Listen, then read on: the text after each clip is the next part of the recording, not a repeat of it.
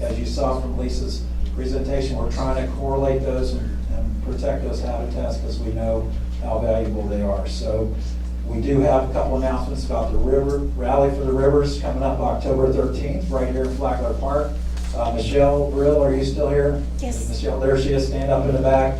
She has these cards you can take with you to remind you about October 13th from 10 to 1. We have about 13 organizations, Riverkeeper, other organizations are FWC, and everybody's putting out booths, so there'll be a lot of information. We'll do oyster deployments, we'll do all kinds of stuff down there, so come on out Saturday, October 13th. And River Kids will be there. And River Kids will be there too, along with Rivers Coalition and others.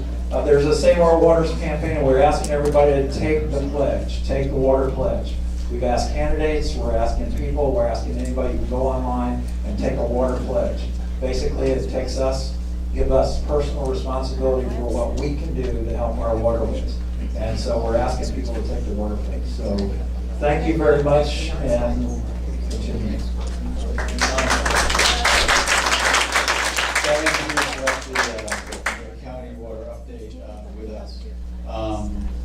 The lake elevation, as you have heard, is at 14.66 feet.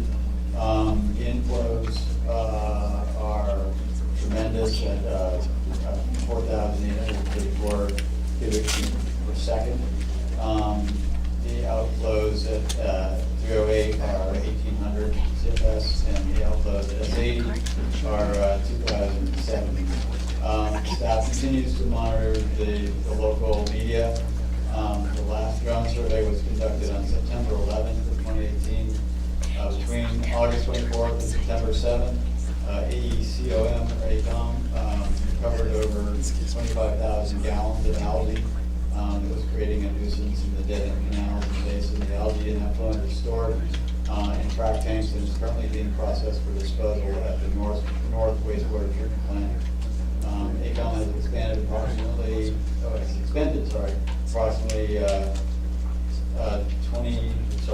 $294,000 of the $700,000 that Martin County had provided to it, and any funds not expended are going to be returned to the Florida Department of Environmental Protection. If you experience any illness or symptoms of toxic algae, please call 800-222-1222. For health-related questions, contact the Florida Department of Health at Martin County. And that phone number is 772-221-4090. If you report fish kill, please contact the Florida Fish and Wildlife Conservation Commission at 800-636-0511. And to report algae blooms, contact Florida Department of Environmental Protection at 855-305-3903. Thank you very much. Thank you, Mark.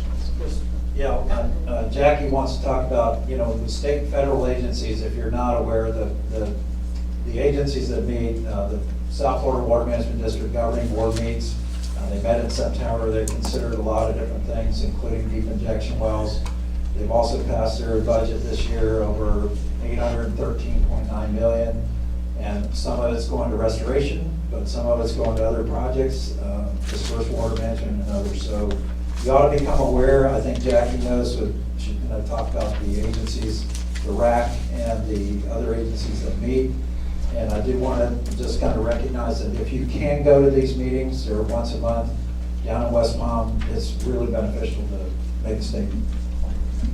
Hi everybody, I'll try to make this quick since everybody's ready to go home. If you would like a copy, I printed out about 17. It's just the dates for the RAC, which is now the Water Resources Analysis Coalition. It used to be advisory, but now it's not in the sunshine. So those are great meetings to go to. Brandon Tucker oversees those meetings, and the next one will be October 4th. And then the one after that is November 1st, and after that is December 6th. The more erudite of the two to attend would be a governing board meeting.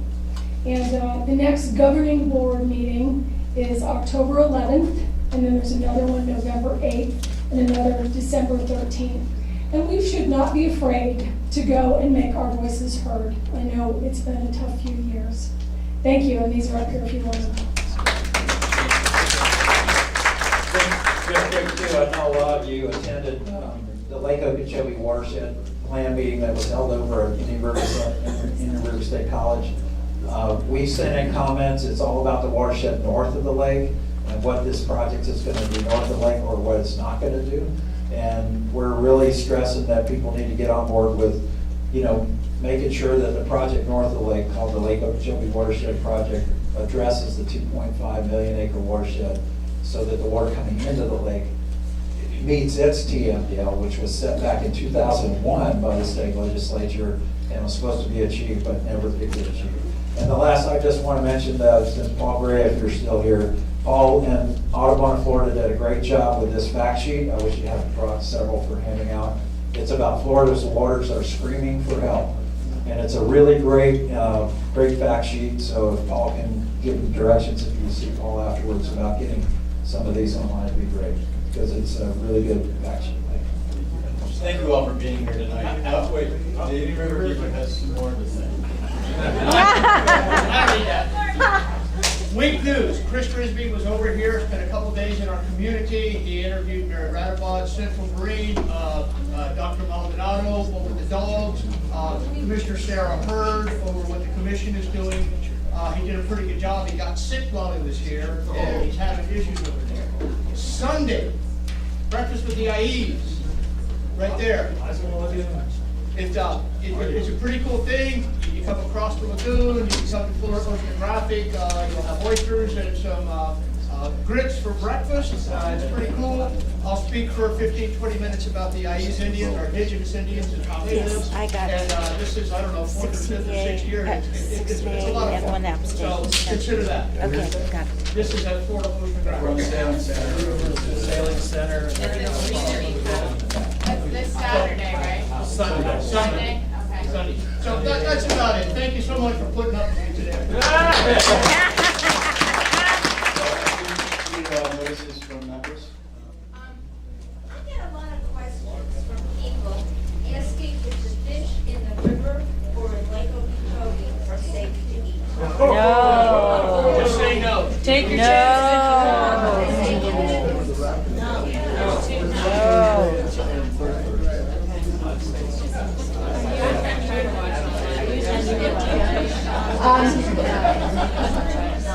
There's an old saying, named "Live in Interesting Times." This is a little bit off subject, but the Conservation Alliance of St. Lucie County is hosting the screening of A Plastic Ocean, October 26th at the IRSC main campus, Knighton Center. If you go to the Conservation Alliance of St. Lucie County's Facebook page, we have that posted there. It's a little bit ahead of time, but I wanted to get you thinking about that. This was already shown, hosted by FOS, but I also have some flyers to hand out. It is an important film to see, to enlighten us to another aspect of what we do in our water. Thank you.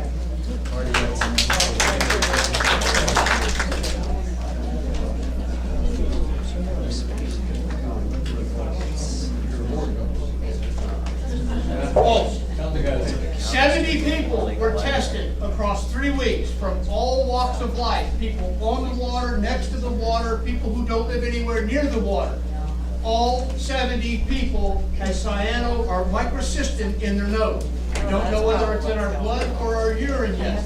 I have heard that Friday they're going to test again about Ebola. So consider that. Every one of us should be tested. We need a baseline on this stuff.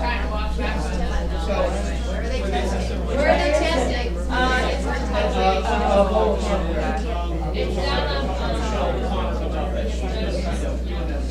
It's but it's well worth it. This is some kind of more fun stuff. This is the Martin County chapter of the Florida Native Plant Society. We are starting our meetings and our field trips. And the meeting we're going to have in October, is October 2nd, is Climate-Wise Landscaping. Our theme this year is landscaping in your garden with natives. And so we have meetings every month. We have field trips. We're going to do a field trip to the Indian Trails Native Nursery. So it's really, it's fun. It's something to do that's really positive that we can do for the environment as plant natives. And there is a list in the back here of our program for each one. Thank you.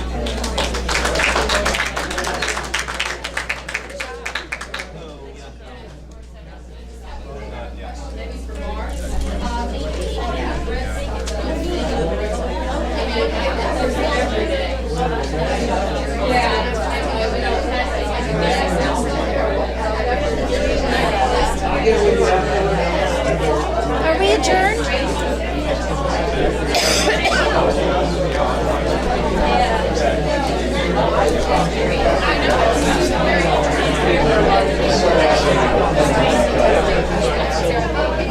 It is important. We need to adjourn.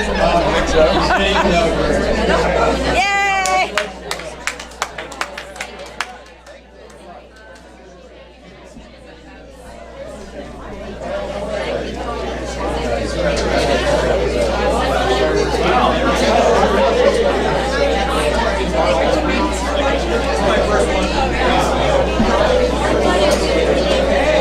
We're not running away before I get to say hi.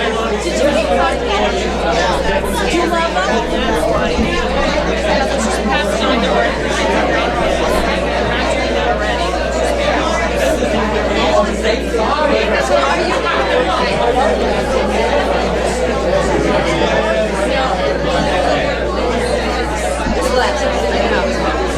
Well, I'm thinking about, I just got